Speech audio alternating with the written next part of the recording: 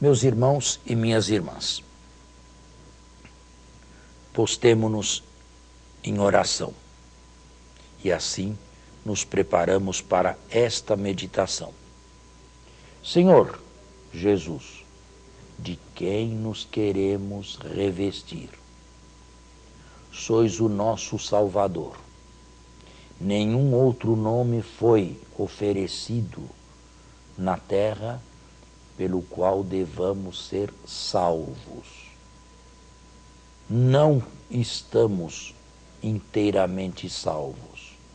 Estamos a caminho da salvação. Esta se consumará apenas, Senhor, nos dissestes no dia da nossa ressurreição. Mas vós sois o modelo, e vós viestes mostrar como age Deus concretamente. Na meditação anterior, procuramos nos capacitar de que o último lugar é preferível ao primeiro. No último, nos encontramos convosco. No primeiro, nos encontramos apenas conosco e sozinhos. Dai-nos a graça nesta meditação de refletir também sobre o serviço que levou vossa vida inteirinha a se entregar aos homens até a morte e morte de cruz. Que sejamos também nós, homens e mulheres de serviço. Amém. O serviço. Confesso ser esta uma palavra tão usada ultimamente, até mesmo por quem não faz parte da igreja, até mesmo fora do jargão estritamente eclesiástico. Ouvimos esta palavra em todos os cantos. Ouvimos esta palavra no Congresso Nacional, nas Assembleias Legislativas, nas câmaras dos deputados, nas câmaras dos vereadores, no Poder Executivo, no Poder Legislativo, nos grandes, dentro da igreja, entre padres, bispos e arcebispos.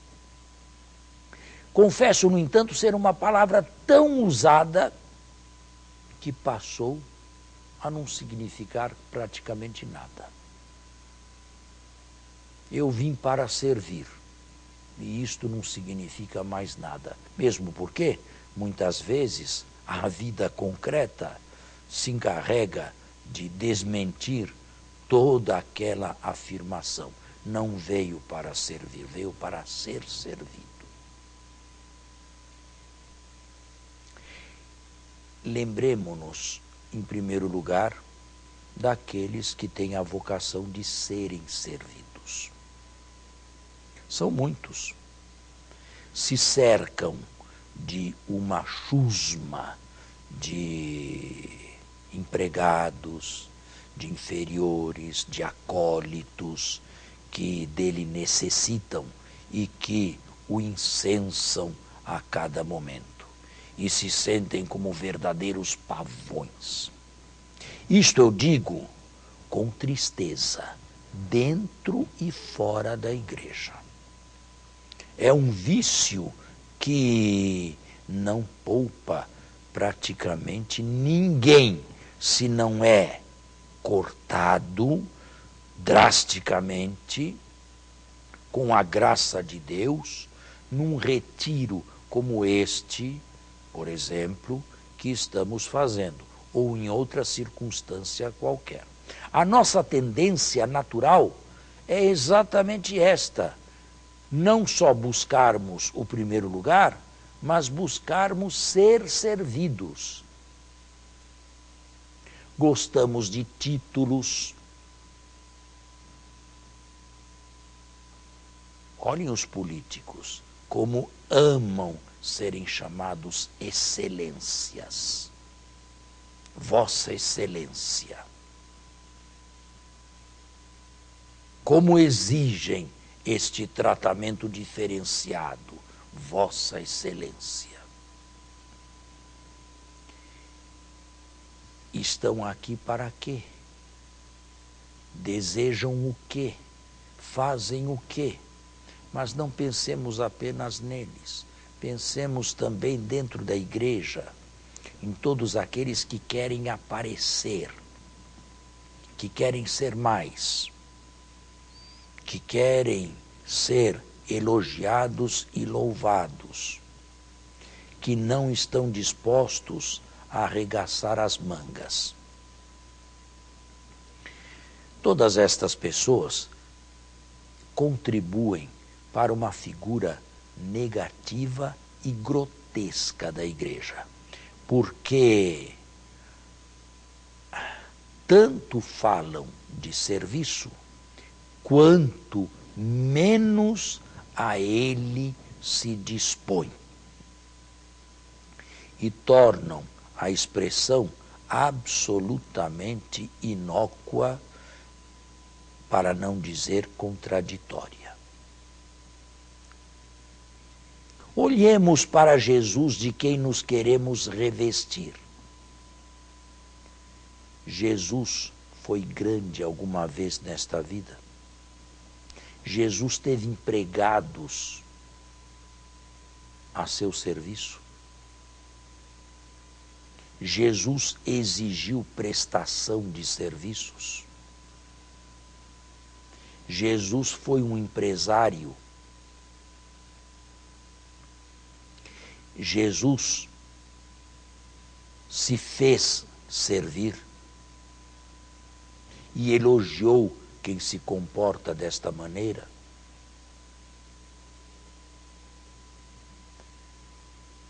Jesus, pelo contrário, levou uma vida de serviço. O Filho do Homem não veio para ser servido, mas para servir. Os grandes deste mundo são servidos e fazem pesar a sua mão sobre os demais. Não assim entre vós. No final da sua vida, num gesto profético, o Criador de todas as coisas, o Senhor da história, toma uma bacia e uma jarra de água e de joelhos lava os pés de pescadores, de pobres pescadores, pecadores também. Vós me chamais mestre e senhor e fazeis bem, porque eu o sou. Se eu, vosso mestre e senhor, lavei-vos os pés, também vós deveis lavar os pés uns dos outros, uns aos outros. Eu vos dei o exemplo, para que assim como eu fiz, o façais vós também. Antes do Concílio Vaticano II, esta palavra era pouco usada na igreja. E eram muitos os sacerdotes que gostavam de ser reverenciados. Vestiam-se com a batina ou o hábito religioso, gostavam de ter as mãos beijadas, e eu mesmo aprendi a beijar a mão de cada sacerdote com quem me encontrava. Gostavam de ser ovacionados,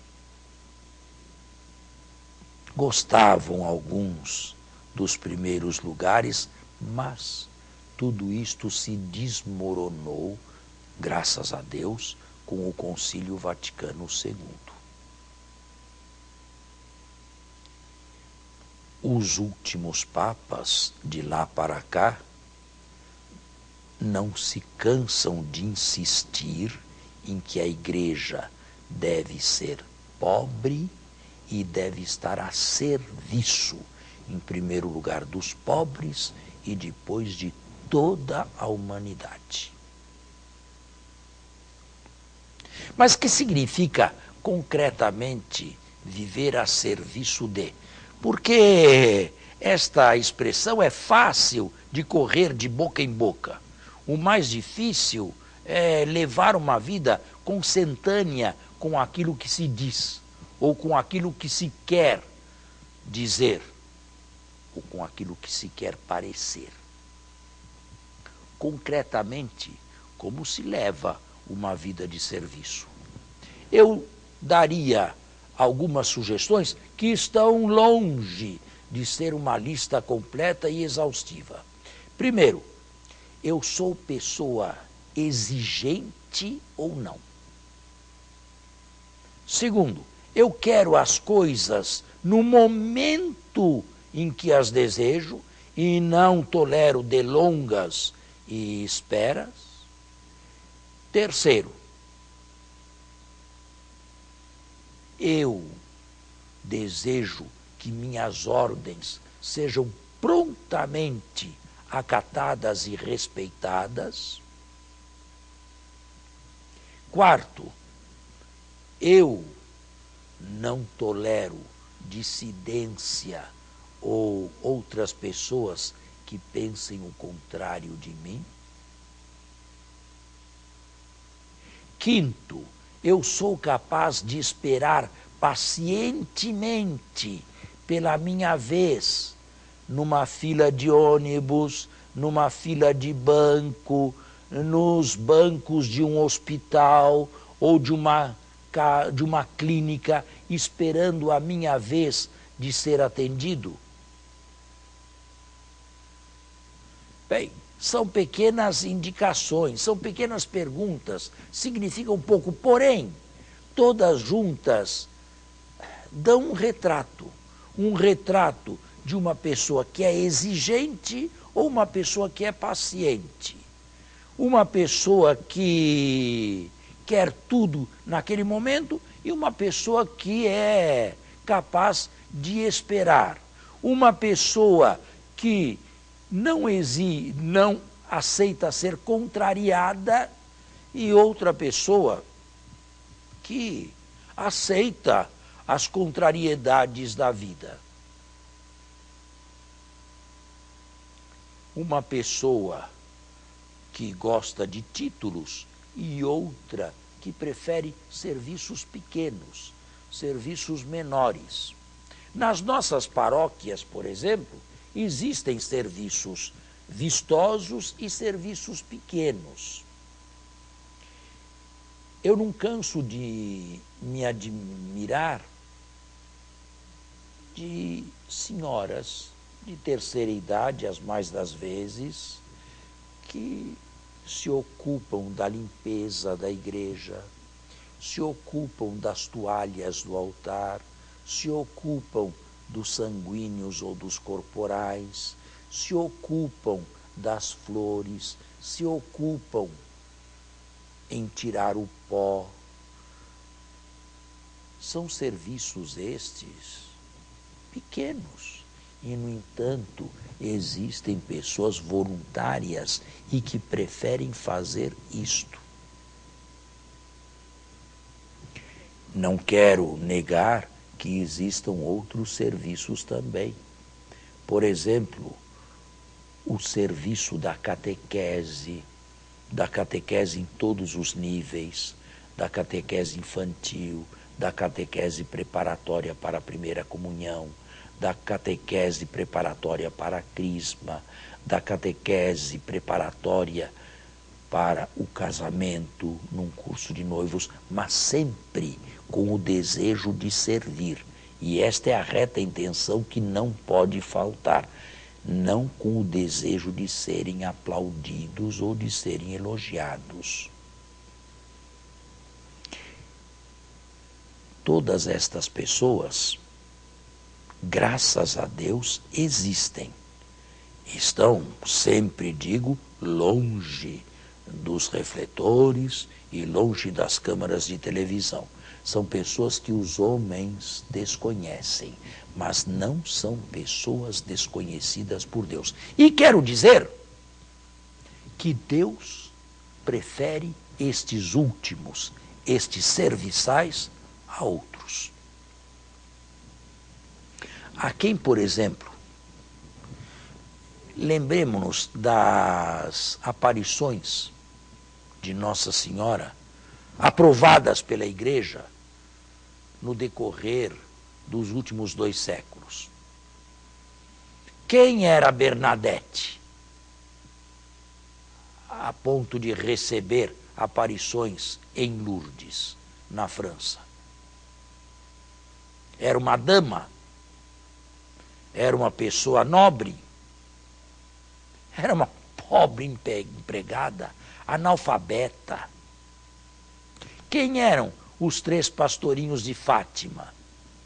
Pessoas de dinheiro? Pessoas de famílias de bem?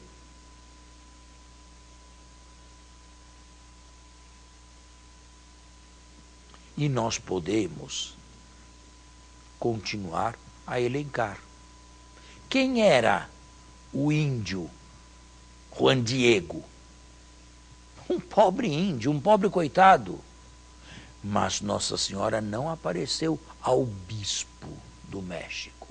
Apareceu a Juan Diego e o encarregou de levar uma mensagem ao bispo. O bispo, num primeiro momento, a recusou. Depois teve que ceder diante das evidências. Mas estão vendo? O estilo de Deus, o estilo do céu, é sempre o mesmo: buscar as pessoas menores, buscar as pessoas menos aparentes, buscar as pessoas menos vistosas para trazer uma mensagem aos demais. E agora, conosco, como transcorre a nossa vida? Bem, eu acredito que muitos que me ouvem e me escutam têm um serviço. Melhor, não são pessoas aposentadas, mas como é que trabalham? Trabalham simplesmente para receber um ordenado ou colocam alma naquilo que fazem? Um professor dá uma aula de qualquer jeito para receber um ordenado ou se sente formador e, de certa maneira, responsável pelo futuro daqueles que lhe são confiados ali naquela classe e, momentaneamente, são seus alunos? Como é que nos comportamos no nosso serviço? Temos um espírito de serviço ou simplesmente um desejo de ganho e de ganho sempre maior? Trabalhamos com alma, colocamos coração naquilo que fazemos? Fora do nosso serviço profissional, como convivemos com os demais? Como é o nosso convívio com a igreja ou dentro da igreja? A nós que somos membros, muitos de nós ativos. Queremos verdadeiramente servir de modo desinteressado? Procuramos ou nos contentamos com o serviço menor? Queremos aparecer? Lembremo-nos de Jesus. Não me consta que ele tenha sido servido alguma vez na vida. O grande serviço que nos prestou foi a sua morte acerba e crudelíssima na cruz. O Criador do universo, o Senhor dos senhores, Deus de Deus, luz da luz, Deus verdadeiro de Deus verdadeiro. Quem quiser revestir-se de Jesus, quem quiser apresentar-se mais como Jesus, deve levar uma vida de serviço como Jesus, sempre com um sorriso nos lábios e sempre perguntando, mas do íntimo do coração, e não para receber elogio, em que mais eu posso servir? E pedir a Deus, na oração, agora neste retiro, por exemplo, a graça de encontrar uma maneira de servir Jesus melhor, quer diretamente na igreja, quer fora da igreja, pois o Cristo se encontra em ambos os lugares. Ele se encontra tanto dentro quanto fora. O que não gostaríamos de fazer é levar a vida daquele que quer ser servido. Se isto aconteceu, se no passado almejamos isto, se no passado esperamos isto, se no passado conquistamos isto, arrependamo-nos neste momento. Peçamos a Deus a graça do arrependimento, de uma vida exigente, de uma vida que queria ser superior à dos demais, de uma vida que queria ser servida. Peçamos a Deus a graça de nos arrepender deste pecado. Alguma vez ele foi confessado? Deus concede esta graça sempre que lhe pedimos. Existem graças que nós não sabemos, ou melhor, não temos a certeza de que receberemos. Sobretudo se se trata de graças temporais ou materiais. Mas existem outras que, pedidas com fé e confiança, temos certeza absoluta que seremos ouvidos. E esta é uma delas. Senhor, se a minha vida passada não foi uma vida como a de Jesus, se eu preferi ser servido a servir, se eu gostei dos aplausos, se eu gostei dos incensos, se eu gostei dos lugares de honra e primeiros,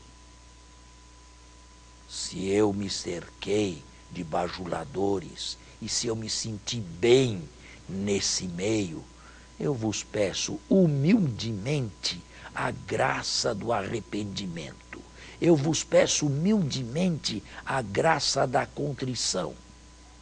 Mas também vos peço humildemente a graça de encerrar a minha vida como Jesus encerrou a sua vida, no serviço. Para ele na cruz.